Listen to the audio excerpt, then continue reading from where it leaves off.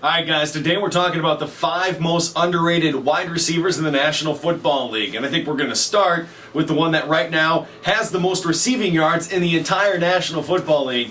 That is Jordy Nelson of the Green Bay Packers. And of course, in the big comeback win yesterday for the Packers over the Jets, he was influential in that process. And I think a lot of times when you look at the big numbers that Aaron Rodgers puts up, you think it's spread out quite evenly amongst the wide receivers, and that tends to be quite true. But Jordy Nelson is a superstar on that roster, and he doesn't get enough credit nationwide. Next on our list, T.Y. Hilton of the Indianapolis Colts. Of course, Reggie Wayne is still that star there, but T.Y. Hilton is moving into the role, eventually will be the number one guy there in Indianapolis with Andrew Luck. And can you imagine how great it was to see Reggie Wayne and Peyton Manning have their career kind of be coinciding for many, many years? I think you're going to see that with Andrew Luck and T.Y. Hilton as well. Next, we go to my favorite team, the Pittsburgh Steelers, and it just seems, look at the last couple of years, that wide receivers are disposable in Pittsburgh. We get rid of Mike Wallace, we lose Emmanuel Sanders, both due to free agency, but we still have Antonio Brown, who continues to put up huge numbers in that offense,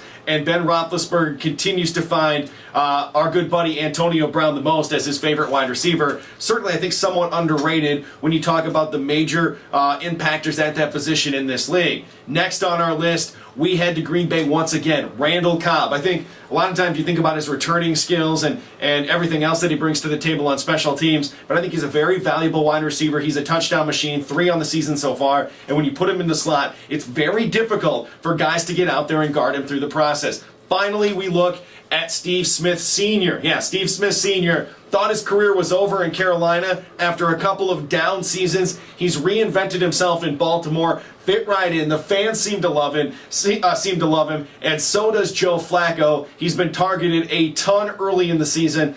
Again, I think a guy that's a fringe Hall of Famer, but he is seeing his career revived in Baltimore. The fans love him, Flacco loves him, and I think we need to start giving him more love this season as he's our 5th and final most underrated wide receiver in the National Football League.